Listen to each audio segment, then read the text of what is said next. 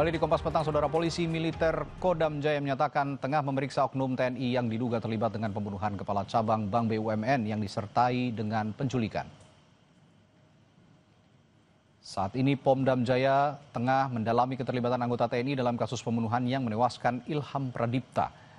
Kasus pembunuhan Kepala Cabang Bank BUMN terungkap setelah korban ditemukan tewas di area persawahan di Kabupaten Bekasi, Jawa Barat. Sebelum korban ditemukan tewas, korban sempat menjadi korban penculikan.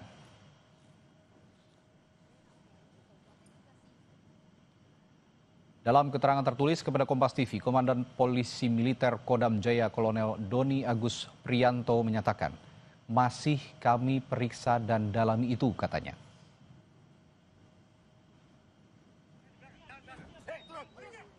Terkait pembunuhan Kepala Cabang Bank BUMN, Cempaka Putih, polisi telah menetapkan 15 tersangka. Dari 15 tersangka yang sudah ditangkap, polisi menyebut ada 4 tersangka yang diduga merupakan aktor intelektual dalam kasus pembunuhan ini.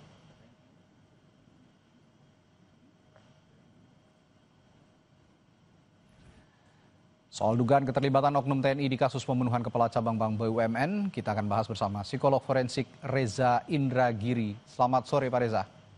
Selamat sore, Assalamualaikum. Waalaikumsalam warahmatullahi wabarakatuh. Pak Reza, polisi kan sudah menetapkan 15 orang tersangka dan 4 diantaranya diduga sebagai aktor intelektual. Nah, sekarang muncul kembali diduga ada oknum anggota TNI yang terlibat dalam kasus pembunuhan Kepala Cabang Bank BUMN ini. Apakah ini bisa jadi anggota TNI ini malah yang menjadi aktor utamanya di balik kasus ini? Kita gunakan kata oknum ya, bukan anggota TNI tapi oknum anggota. Ya, oknum anggota TNI. Kemungkinan bisa saja, karena itulah dalam perbincangan di Kompas TV sekian waktu silam saya sudah mengatakan paling tidak ada sekitar 4 klaster yang perlu ditelisik oleh pihak kepolisian untuk memastikan siapa perannya apa. Sehingga kemudian tidak bisa tentukan pasal apa yang dikenakan kepada mereka, bentuk pertanggungjawabannya seperti apa. Nah, pada sisi lain saya sudah sempat berbincang dengan kuasa hukum 4 orang warga yang disebut-sebut melakukan penculikan atau penjemputan paksa terhadap korban. Dari apa yang kami perbincangkan, terus terang saya belum menangkap adanya indikasi atau tanda-tanda bahwa oknum tersebut berkedudukan sebagai orang yang mengotaki, orang yang mendalami, orang yang paling punya kepentingan bagi peristiwa ini. Okay. Bahwa ada oknum yang terlibat, tampaknya sulit untuk disangkal. Tapi sekali lagi, kita ingin menempatkan oknum ini pada klaster yang mana.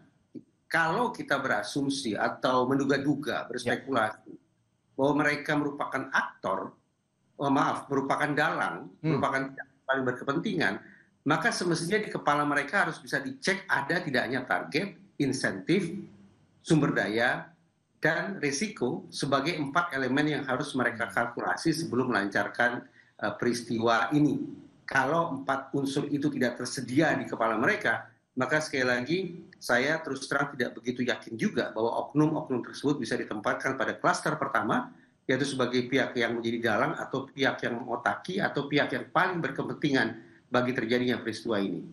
Oke, yang ingin saya tanyakan kemudian begini Pak Reza, ciri-ciri biasanya psikologisnya umumnya dari oknum anggota militer seperti oknum anggota TNI misalnya yang terlibat dalam kejahatan kekerasan seperti penculikan, pembunuhan, berdasarkan pengalaman Anda dalam kasus serupa bagaimana? Lazimnya perilaku pelanggaran aturan organisasi yang berlangsung di organisasi berseragam, katakanlah demikian. Paling tidak ada 2 faktor yang dominan. Pertama, adanya kepentingan-kepentingan pribadi yang muncul dan bertentangan atau bertolak belakang dengan kepentingan organisasi. Okay. Dan kedua adalah kontrol yang lemah.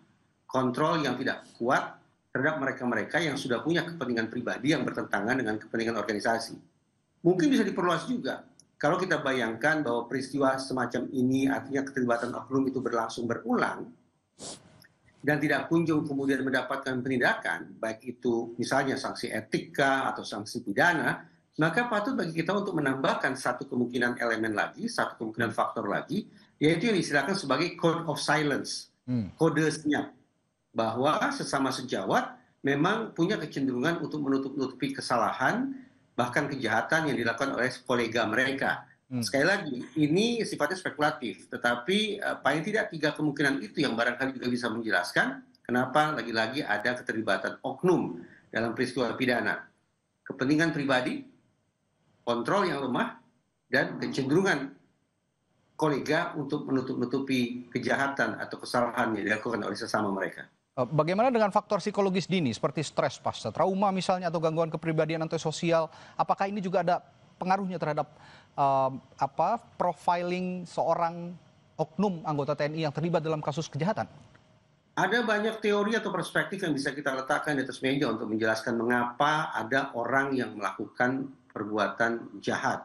Ada yang melakukannya dilatar belakangi oleh motif emosional, ada yang dilatar belakangi oleh motif instrumental, ada juga yang diakibatkan akibat adanya gangguan-gangguan atau ketidakstabilan dari sisi mental. Ada sangat banyak sekali teori tentang hal itu. Tetapi bagi saya pribadi, karena saya bukan orang psikologi klinis, saya adalah orang psikologi forensik, sesungguhnya saya ingin mencoba mengesampingkan segala macam diagnosis kah atau penjelasan-penjelasan spekulatif kah itu yang justru bisa menjadi celah hukum bagi pelaku pidana untuk lolos dari jerat hukum. Jadi saya menghindari anggapan ada pelaku pidana yang mengalami stres hebat, mengalami trauma, mengalami gangguan jiwa, ataupun sekali lagi sebutan-sebutan lainnya yang sadar tidak sadar justru bisa memberikan peringanan sanksi atau bahkan pembebasan sanksi pidana dari mereka. Oke, saya ingin beranjak kepada keterkaitan satu sama lain tersangka termasuk dugaan keterlibatan oknum anggota TNI ini. Apakah menurut Anda mereka ini saling kenal termasuk dengan 4 yang sebelumnya sudah ditetapkan oleh polisi sebagai dalang utama dalam kasus pembunuhan ini? Mengacu pada informasi yang saya peroleh langsung dari kuasa hukum mereka-mereka yang melakukan penculikan atau penjemputan paksa itu, dari orang-orang yang melakukan penculikan itu yang mengenal oknum tersebut hanya 1. Selebihnya tidak kenal, tapi mengikuti apa yang kemudian diperintahkan oleh teman mereka yang 1 itu, yang mengenal oknum tersebut. Oke, baik. Nah, dari perspektif psikologi forensik, Pak Reza, apa kemungkinan profil psikologis seorang dalang yang diduga dalang ya oleh polisi, ada 4 orang ini, dan juga diduga sekarang ada keterlibatan anggota TNI juga yang berprofesi sebagai anggota TNI. Apakah mereka punya pola perencanaan yang matang biasanya atau lebih tidak terorganisir sebenarnya? Kalau kita sebut dalang, berarti kita bisa pakai asumsi bahwa ini merupakan kejahatan berencana. Berarti dalang adalah pihak yang membangun perencanaan itu. Dalam sekian banyak kasus, selalu saya katakan, pembuktian apakah seseorang memiliki rencana atau tidak, berarti menjadi dalang atau bukan, adalah ketika otoritas penegakan hukum berhasil membuktikan adanya 4 unsur di kepala yang bersangkutan. Tadi sempat saya sebut, sekarang saya elaborasi. Yang pertama yaitu target. Bahwa sang dalang ini sudah menentukan bahwa aksi kejahatan tersebut akan mengincar individu tertentu. Jadi tidak ada kemudian ruang bagi misalnya salah tangkap, salah culik, salah bunuh, dan seterusnya. Yang kedua, insentif. Bahwa sang dalang sudah memiliki kalkulasi manfaat apa yang akan dia peroleh dari aksi pidana tersebut. Sudah barang tentu, hitung-hitungannya adalah manfaat yang diperoleh haruslah lebih tinggi atau lebih besar daripada cost, daripada biaya yang harus dia tanggung bagi berlangsungnya peristiwa tersebut. Yang ketiga adalah sumber daya. Sang dalang ini menentukan siapa saja yang harus saya libatkan, pada jam berapa operasi harus dilakukan, di tempat seperti apa penculikan harus dilakukan, bagaimana cara mengorganisasi semua pihak agar kemudian sinkron satu sama lain. Itu menyangkut tentang sumber daya atau instrumen kejahatan. Dan yang keempat adalah resiko, bahwa sang dalang juga sudah berpikir ini merupakan aksi berbahaya, sehingga sudah harus dipikirkan sejak dini bagaimana menanggulangi resiko yang bisa datang belakangan agar mereka tidak diseret ke pertanggungjawaban pidana. Nah, sekali lagi, kalau 4 unsur atau 4 elemen itu berhasil dibuktikan ada di kepala sang dalang sebelum operasi jahat ini berlangsung dan sifatnya kumulatif, artinya seluruh elemen tadi tersedia secara utuh, maka hitung-hitungan di atas kertas itulah sang dalang. Oke, selanjutnya saya ingin juga bertanya, apakah ada pola psikologis seperti white collar criminal atau rasionalisasi moral yang sering muncul pada dalam kejahatan ekonomi yang berujung pada kekerasan seperti dalam kasus ini? Sulit dielakkan ya, karena korban adalah orang yang bekerja di sektor perbankan, ditambah lagi ternyata ada sekian banyak orang yang dilibatkan dalam aksi kejahatan ini, maka memang bisa kita bayangkan betapa kejahatan yang satu ini atau peristiwa yang satu ini membutuhkan kos atau membutuhkan biaya tinggi. Nah, kalau kemudian kita sepakat bahwa ini merupakan kejahatan yang membutuhkan biaya tinggi, maka masuk akal pula kalau kita menganggap ini merupakan salah satu bentuk kejahatan kerah putih. White collar crime. Oke. Dan melihat anatomy of crime dari kasus ini, Pak Reza, kalau melihat adanya dugaan keterlibatan oknum anggota TNI, apakah bisa saja oknum anggota TNI ini menjadi dirigen dari semua semua orang yang terlibat dalam kasus ini? Ada 15 orang sejauh ini. Sekali lagi, segala kemungkinan itu bisa saja. Proses investigasi akan menempatkan siapa melakukan apa, dikenakan pasal berapa. Tadi saya katakan, untuk memastikan apakah seseorang atau beberapa orang masuk dalam klaster pertama, yaitu orang yang mendalangi, orang yang mengotaki, orang yang mengorkestrasi, orang yang paling punya kepentingan bagi terjadinya suatu peristiwa kejahatan, harus dibuktikan adanya 4 elemen: target, insentif, sumber daya, dan resiko.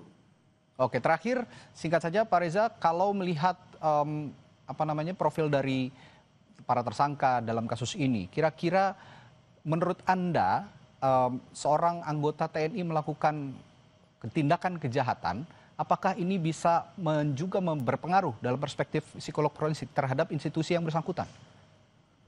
Ya tentu saja bahwa kemudian masyarakat akan melakukan overgeneralisasi atau bahkan gross generalization, yaitu penarikan simpulan secara berlebihan bahwa apa yang dilakukan oleh oknum dianggap sebagai merupakan perbuatan organisasi. Menghakimi itu sangat-sangat biasa terjadi karena kecenderungan manusia memang menutup celah-celah dalam proses berpikir dengan cara misalnya salah satunya adalah overgeneralisasi seperti saya katakan tadi. Tapi saya terus terang ingin memberikan garis bawah bahwa saya yakin betul tidak mungkin ini dilakukan oleh organisasi. Ini tanda petik sebatas dilakukan oleh oknum, sehingga pertanggungjawaban yang kita tagih adalah kepada oknum yang bersangkutan.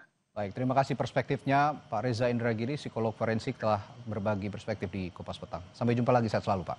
Terima kasih.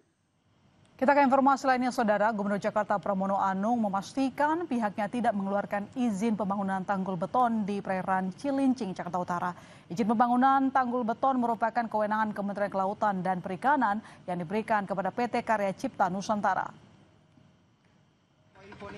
Keberadaan tanggul beton sepanjang 2 hingga 3 km ini viral di media sosial setelah dikeluhkan oleh sejumlah nelayan. Meski merupakan kewenangan Kementerian Kelautan dan Perikanan, Pemprov Jakarta akan memanggil PT Karya Cipta Nusantara selaku pengembang untuk dapat memberikan akses untuk para nelayan. Pemerintah DKI Jakarta yang paling penting adalah para nelayan itu nggak boleh terganggu beraktivitas di tempat tersebut. Sehingga dengan demikian saya sudah minta kepada dinas terkait untuk segera mengundang perusahaan tersebut dan memberikan jaminan bahwa PT Karya Cipta Nusantara harus memberikan akses kepada para nelayan yang beraktivitas di tempat tersebut. Tim SAR gabungan menemukan seluruh korban helikopter PKIWS yang jatuh di tebing distrik Jila Mimika, Papua Tengah. Saat lagi informasinya di Kompas Petang.